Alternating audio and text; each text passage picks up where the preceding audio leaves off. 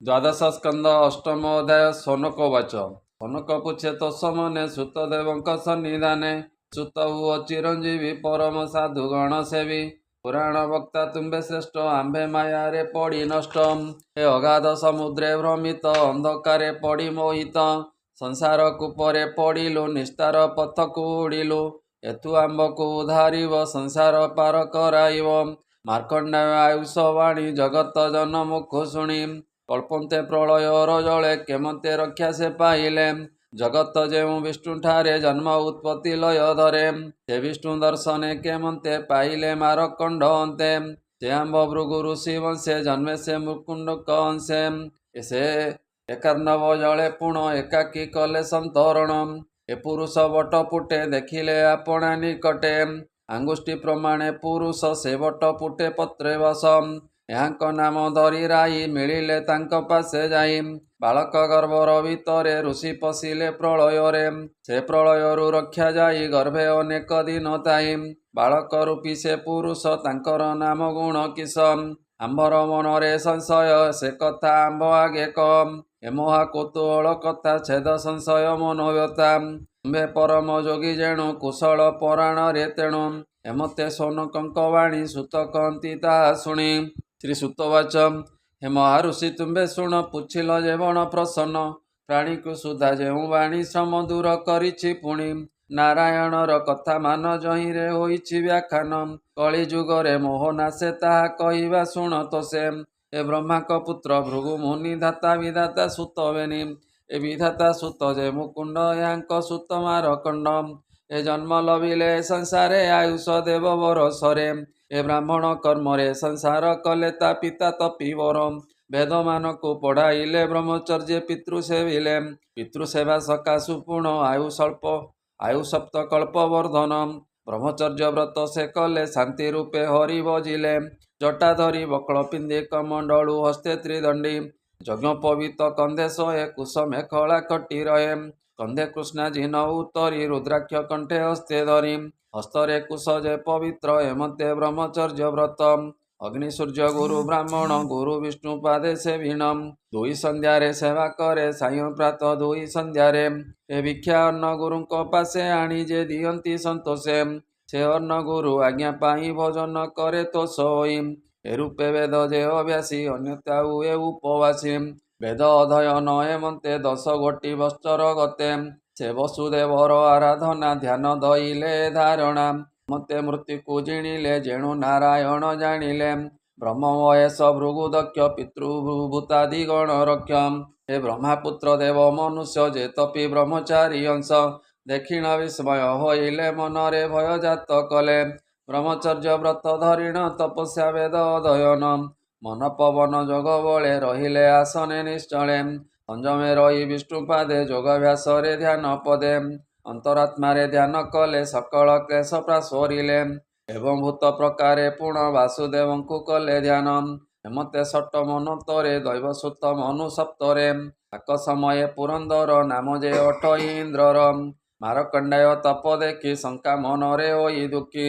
ଏ ବିଚାରରେ ପୁରନ୍ଦର ରାଇ ଗନ୍ଧର୍ବ ପଞ୍ଚଶର, ଅପସରା ଗଣକୁ ଡକାଇ କହେ ଗନ୍ଧର୍ବ ମୁଖ ଚାହିଁ। ବସନ୍ତ ମଳୟ ପବନ ଷଡ଼ ଋତୁଙ୍କ ସମତେଣ, ଲୋଭ ମୋହ ମଦ ମସ୍କର ସଙ୍ଗେ ଘେନି ବଳ ସତ୍ୱର। ତପଭଗ୍ନ କର ତାଙ୍କର ଆଜ୍ଞା ପ୍ରମାଣେ ବଳେ ମାର, ମାର୍କଣ୍ଡ ଆଶ୍ରମେ ପ୍ରବେଶ ହିମବନ୍ତ ଉତ୍ତର ପାର୍ଶ୍ୱ। ପୁଷ୍ପଭଦ୍ରା ନଦୀର ନାମ ଚିତ୍ରଶିଳା ନାମେ ଯେ ସ୍ଥାନ, ମାର୍କଣ୍ଡେୟ ଆଶ୍ରମ ତହିଁ ସେ ସ୍ଥାନେ କିଛି ଭୟ ନାହିଁ। ସେ ଋଷି ଆଶ୍ରମ ମହିମା ଅଶେଷ ସୁଖାଳୟ ସୀମା, ପୂର୍ଣ୍ଣ ସେ ବୃକ୍ଷ ଲକ୍ଷାଦିରେ ବେଷ୍ଟିତ ସୁଗନ୍ଧ ପୁଷ୍ପରେ। ପବିତ୍ର ପକ୍ଷୀ ଗଣ ଧ୍ୱନି ନିର୍ମଳ ଜଳ ପୁଷ୍କରିଣୀ, ମତ ଭ୍ରମରେ ପୁଷ୍ପବାସେ ମକରନ୍ଦ ପାନେ ଅରସେ। ମତ କୋକିଳ କରେ ଧ୍ୱନି ମତ ମୟୂର ନୃତ୍ୟ ଭ୍ରମୀ, ଉନ୍ମତ୍ତେ ନାନା ପକ୍ଷୀ ଗଣେ ସର୍ବେ ଆନନ୍ଦ ସେହି ବନେ। ହେମନ୍ତେ ଇନ୍ଦ୍ରଦୂତ ମାନେ ମିଳିଲେ ଋଷି ତପସ୍ଥାନେ, ପବନ ମନ୍ଦ ଗନ୍ଧ ଘେନି ଶୀତଳ ହିମ କଣା ପାଣି। ପୁଷ୍ପବାସରେ ଯୁକ୍ତ ହୋଇ ବହେ ମଳୟଜ ପୁରାଇ, କାମ ଉଦିତେ ନାନା ମତେ ଆଚ୍ଛନ୍ନ କରେ ଇନ୍ଦ୍ରଦୂତେ। ପୂର୍ଣ୍ଣ ଚନ୍ଦ୍ରମା ଭଦେଉଇ ନବ ପଲ୍ଲବେ ଶୋଭା ପାଇ, ବସନ୍ତ ଆଦି ଷଡ଼ ଋତୁ ଏ ସର୍ବ ତପଭଗ୍ନ ହେତୁ। ଗନ୍ଧର୍ବ ଅପସରା ଆଦି କନ୍ଦର୍ପ ପୁଷ୍ପବାଣ ସନ୍ଧି, ଲୋଭମୋହ ଅଙ୍ଗେ ଭେଦିଲା ରତି ସଂକେତ ଦେଖାଇଲା। ମାର୍କଣ୍ଡେୟ ସନ୍ଧ୍ୟା ସାରି ଅଗ୍ନି ହୋମରେ ସେବା କରି ଯୋଗ ଧ୍ୟାନରେ ବସିଛନ୍ତି ହେମନ୍ତେ କନ୍ଦର୍ପେ ଭେଦନ୍ତି। ସେ ମାରକଣ୍ଡ ଯୋଗ ଧ୍ୟାନେ ଚିନ୍ତେ ବାସୁଦେବ ଚରଣେ ଉତ୍ତମ ଯେ ତାଜଲ୍ୟମାନ ଅଗ୍ନିମୂର୍ତ୍ତିରେ ଶୋଭାବନ। ସେ ଋଷି ଆଗେ ଇନ୍ଦ୍ରଦୂତେ ଆଚ୍ଛନ୍ନ କଲେ ଯେ ଯାମତେ ଅପ୍ସରାଗଣେ କଲେ ନୃତ୍ୟ ମୃଦଙ୍ଗ ବୀଣା ନାନା ଯନ୍ତ୍ର ପୁଷ୍ପଧନୁରେ ପଞ୍ଚଶର କାମଭେଦେ ଋଷି ବୃଧର ମଧୁମାଧବାଦି ଯେତେକ ତପଭଗ୍ନେ ଇନ୍ଦ୍ର ସେବକ ପୁଷ୍ପକ ସ୍ଥୂଳି ଅପସରା ସାରଣୀ ଘେନି ଖେଳୁଥିଲା।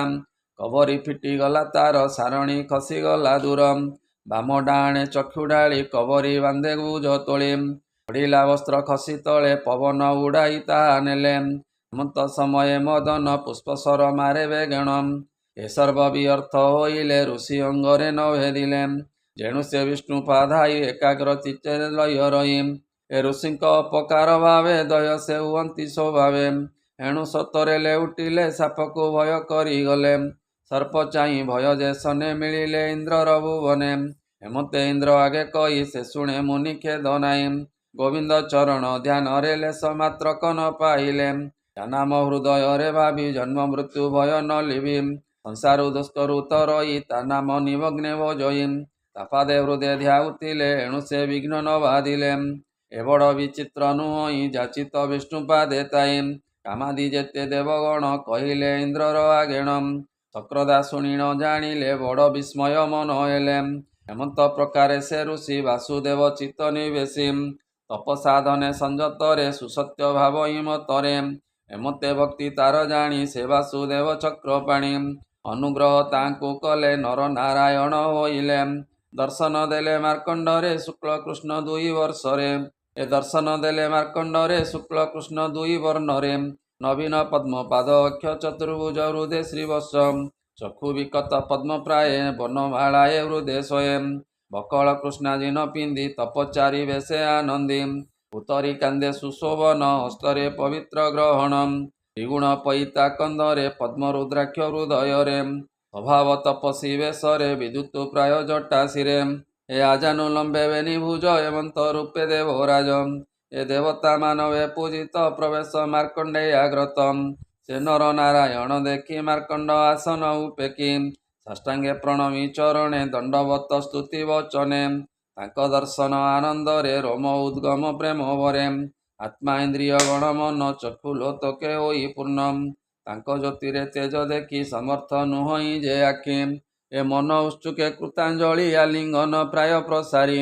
ନମୋ ନମ ବଚନେ ସ୍ତୁତି ଗଦଗଦେ ବାଣୀ ଭାସନ୍ତି ଉତ୍ତମ ଆସନେ ବସାଇ ଚରଣ ଧୋଇଣ ପିଅଇ ଶିରଗାତ୍ରେ ସେବନ କରି ଷଡ଼ର୍ଘେ ପୂଜା ଆଚରି ଚନ୍ଦନ ଧୂପ ଦୀପ ପୁଷ୍ପ ପୂଜିଲେ ମୁକୁଣ୍ଡକ ଶିଷ୍ୟ ସନ୍ତୋଷ ପ୍ରସନ୍ନ ବଦନ ହୋଇଲେ ନର ନାରାୟଣ ମୁନି ଯେ ଦଣ୍ଡବତ ପୁଣି ବିଷ୍ଣୁ ତୋଷଣ ସ୍ତୁତି ବଣି ହେ ପ୍ରଭୁ ତୁମ୍ଭର ମହିମା ମୁକିଶ ବର୍ଣ୍ଣି ବିଶେଷୀମା ଯାହାର ଅଂଶୁ ପ୍ରାଣୀମାନେ ପ୍ରବେଶ ସୃଷ୍ଟି ସରଜନେ ସେ ଦେହେ ପ୍ରବେଶ ହୋଇଣ ମନ ଇନ୍ଦ୍ରିୟ ଗଣମାନ ସଂସାର ଚେଷ୍ଟା କରୁଛନ୍ତି ସର୍ବ ଅନୁଭବ କରନ୍ତି ଯହିଁ ଜୀବ ରୂପେ ଥାଇଣ ଅନୁଭବ ତୁମ୍ଭ ଭାବେଣ ଏ ଦୁଇ ରୂପ ଯେ ତୁମ୍ଭର ତ୍ରୈଲୋକ୍ୟ ଜ୍ଞାନର ଈଶ୍ୱର ଏ ପ୍ରାଣୀ ଜନ ମୃତ୍ୟୁ ନାଶନେ ବଶିଷ ବତରିକାଶ୍ରମେ ନାନା ରୂପେ ପ୍ରାଣୀ ସର୍ଜନ କରିଣ ସର୍ବଠାରୁ ଭିନ୍ନ ଏ ଉର୍ଣ୍ଣ ନାଭି ସୂତ୍ର ଯେ ସନ ଗୃହ କର୍ମ ସଂହାରମାନ ଏ ଭାବେ ଜଗତ ପ୍ରଚରି ମାୟା ଘେନି ସେହୁ ବିହରି ସାରେ ଥାନ୍ତି ଯେଉଁମାନେ ନିତ୍ୟ ଭଜନ୍ତି ତୋ ଚରଣେ ଏକାଗ୍ରେ ତୋ ପାଦେ ଭଜନ୍ତି ଜନ୍ମ ମୃତ୍ୟୁରୁ ତରି ଯାନ୍ତି ଯେ ତୁମ୍ଭ ମାୟା ପାର ହୋଇ ସେ ତୁମ୍ଭ ଚରଣ ସେ ହୋଇ ତୋର ଚରଣ ଆଶ୍ରା ବିନୁ ନତରେ ଭବ ବନ୍ଧନ ଅଜ୍ଞାନ ସଂସାର ନରତ ଜାଣି ଭଜିଲେ ଯୋଗୀ ପତ ବ୍ରହ୍ମା ତୁମ୍ଭ ଦେଲା ସମ୍ପତ୍ତି ଭୋଗ ସେ କରୁ ଯେ ଅଛନ୍ତି ଦୁଇ ପରାର୍ଧ ଆୟୁ ହୋଇ ତାରାଶିରେ କାଳ ବସିଥାଇ ସମୟେ ତାକୁ ସଂହରଇ ହେମନ୍ତେ ବନ୍ଧ ମହାମାଇ ଏତେ ପ୍ରାଣୀ ଯୋଡ଼ି ଅଛନ୍ତି ତତେ ଅଜ୍ଞାନେ ନ ଜାଣନ୍ତି ସମସ୍ତେ ମୋ ଚରଣ ଆସେ ମାୟା ବନ୍ଧନେ ନ ମିଶେ ଏବଂ ଭୂତ ଚରଣ ମୁହିଁ ନିରତେ ଭଜନ କରଇ ମାୟା ମୋର ମନେ ତାଇ ଦେହାଦି ଅଭିମାନ ବଇ ତ୍ରିପାଦ ପଦ୍ମରେ ଲଗାଅ ତୁମ୍ଭ ମାୟାରୁ ଫେଡ଼ି ଦିଅ ସତ୍ୱର ଯତମ ତ୍ରିଗୁଣେ ବ୍ରହ୍ମା ବିଷ୍ଣୁ ମହେଶ ଜନ୍ମେ ସେ ରୂପ ବୈଣ ସଂସାର ଉତ୍ପତ୍ତି ସ୍ଥିତି ଲୟ କର ମାୟା ଲୀଳାରେ ବିହାର କେବଳ ତୋର ଖେଳ ଗରମ ବେଜେ କରୁଣା ସାଗର ତେଣୁ ଶରଣ ଅଟ ମୋର। ବେଜେ ସୁଧ ଶୁକ୍ଳବର୍ଣ୍ଣ ନିର୍ଗୁଣ ରୂପୀ ନରୋତ୍ତମ।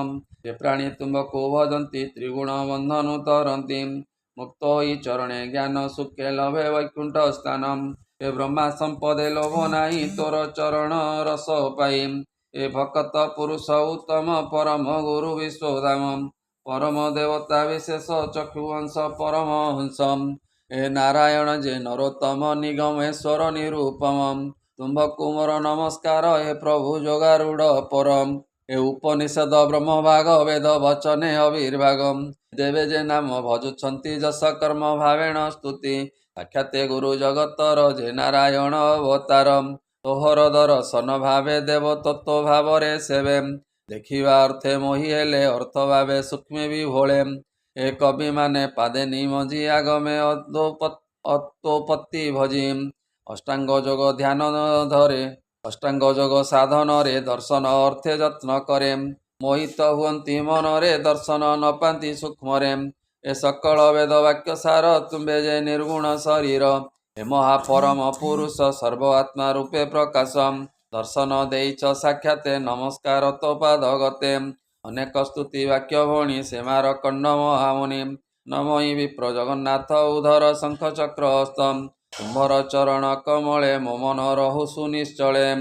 ଶ୍ରୀମଦ୍ଭାଗବତେ ମହାପୁରାଣେ ପାରମହଂସ୍ୟାମି ସହିତାଂ वयासिक्यां द्वादश स्कंदे सुत सौनक संवादे श्री नर नारायण मार्कंडेय स्तुति प्रकरणे नाम अष्टमोऽध्यायः। बोलानंदे कवार हरि हरि बोल।